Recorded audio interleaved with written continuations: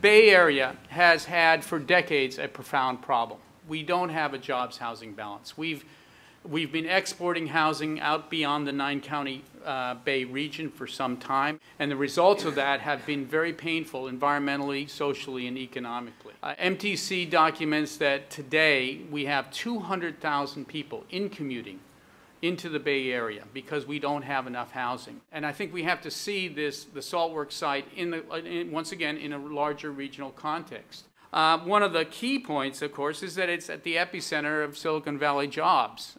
There's over 300,000 jobs within 10 miles. For me, as an environmentalist, it all comes down to this carbon issue. Because I think if we don't deal with climate change, I think that we're going to be in a lot of trouble. And a lot of these other environmental issues are just going to get swept away by the crisis that climate change is going to create. And so reducing carbon emissions by not letting that housing go to Livermore and Brentwood and all those distant places where it has been going will have a huge impact. It's either 100,000 or 50,000 metric tons per year.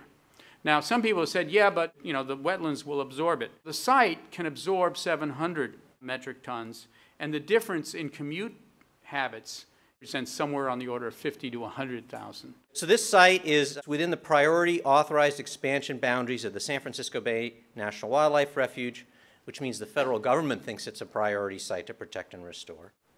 There are a lot of other reasons not to develop on this site. First of all, it's next to the port of Redwood City, existing jobs, as Peter said. This is an industrial site, and the port identified the greatest threat to their future development would be the placement of housing next door. Because naturally, once people live there, they'll see this industrial site as a nuisance, not as a benefit. This is the only deepwater port in the South Bay. It's a regional asset, and it's part of Redwood City's diverse economic base.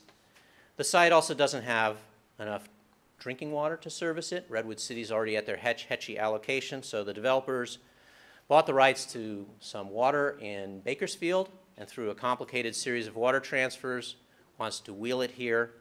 It's never been done before, and the top expert in the legislature, Jared Huffman, called it a really bad idea. I'm paraphrasing. A lot of people have said we need to solve the problem with infill. I believe infill is really important. It's not going to be enough for the Bay Area. We have fallen so far behind in our housing needs. Now, ABAG's done some great work. They have these preferred development areas, PDAs, and they went to the cities and said, show us where you think infill should go. And lo and behold, all the cities came back and said El Camino, and they were right on target. Note here that Atherton has decided that they have no preferred development area at all. And also by commentary, Menlo Park designated a preferred development area, but I think there's a project on El Camino that's been running for 6 years now. It started at 55 units. It's now down to 26 units, and a lot of people wonder whether it will ever be approved. So there's a lot of talk, but not too much walking the walk. It's a cop-out to say Atherton is tough, so let's fill in the bay first.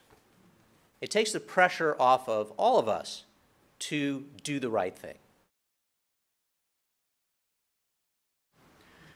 Now, wrapped up in all this is a new set of issues, environmental issues, climate change, sea rise. The reality is we have to build levees. There has to be a comprehensive levee system that works. The question is, who's going to do it and who's going to pay for it? In this scheme, 3.1 mile of levees is incorporated into the Crescent Park. Now, the development is willing to take this backside of 3.7 miles and take the cost of that and actually invest it into what should be a comprehensive levee system that protects all of the Redwood City area, not just this particular project. So there's a lot of money that can be used to enhance protection throughout the area. 2 years ago, under Governor Schwarzenegger, it adopted a climate adaptation strategy. The simple version of what this says on sea level rise is don't put more people at risk. Do protect and restore habitat. It says, well, I think you can read what it says, and that's not a direct quote, it's a summary.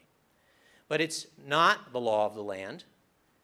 It's not the regulations of agencies, it's the state's strategy, but the strategy says this should be what agencies are doing. The state should not be subsidizing, putting more people at risk, and it should be trying very hard to protect those few places where we can protect and restore important habitat that's at risk of sea level rise. Cargill had, in 1960, had 41,000 acres of salt ponds. They have now transferred 37,000 of those 41,000. We're here tonight to argue about plus or minus another 700 acres. But the real issue, in my mind, is that the cost to restore those 37,000 salt ponds that have already been transferred has been estimated at $1.5 billion. And it's unclear where those dollars are going to come from.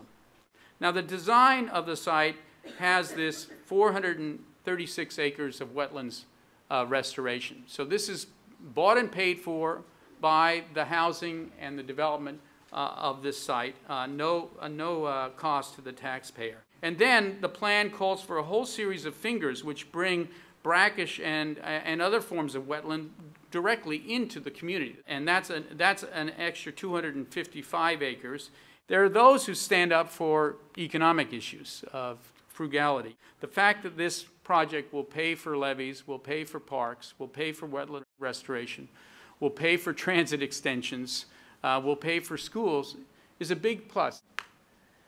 You know, developers always say, we'll make the bay better for you, but you got to let us destroy a little part of it first. That's the only way you're going to be able to afford it. There's plenty of historical evidence to demonstrate that that's not the case. The best example is right next door to this site at Bear Island. Bear Island in Redwood City, you can see the port of Redwood City on the bottom of this photo, and the Cargill site is just on the other side. Bear Island was proposed for development several times. Redwood City approved development on the site, and in the late 80s, the citizens of Redwood City overturned that decision on a referendum. And the developer eventually became a willing seller. Local Land Conservancy bought the site with a bridge loan from the Packard Foundation, eventually got it transferred, and now it's part of the Federal Wildlife Agency. It's being restored to tidal marsh. And Redwood City's embraced this as a great asset on their waterfront. This kind of project represents this, I think, very important debate we all have to have, which is there are many different value systems that come into play here. In the environmental community, there are different value systems. Mine happens to be more about climate change. Then there are the social needs, workforce housing. Where do the policemen and firemen and teachers for Redwood City and Menlo Park and Atherton actually get to live? Where are the schools? One thing that's never answered about infill, and it's a big problem, is if you added 90,000 homes to San Mateo, as we need to, as infill, where would all the new schools land? And finally, there is this issue, which is it is circular. The more expensive the Bay Area is, the less we provide housing near jobs, the more likely it is that jobs will go somewhere else. Now, many people, they say, fine, good, we can have no growth. But I don't think that's actually a sentiment that would be shared by a majority of the people. And this is where I'll stop. Many groups are focused on single issues like bird populations, wetlands, or particular ecologies, can't see beyond the individual scope of their agenda. Climate change attacks all of the above. And if we don't address climate change, saving this or that wetland will pretty much be a fool's chase. And I'm happy to debate that quote, because that's actually what I believe. Thank you. In the modern environmental era, since regulation of our environment began really in this country in the late 60s, there's never been development approved in a salt pond. Since the Clean Water Act, the Environmental Protection Agency, Bay Conservation and Development Commission were all created. And as all of you know, 50 years ago, we stopped filling our bay, salt ponds and wetlands, and we created laws and policies to end those destructive practices. So for the development that's proposed to be approved, there's a large number of agencies that would have to say yes.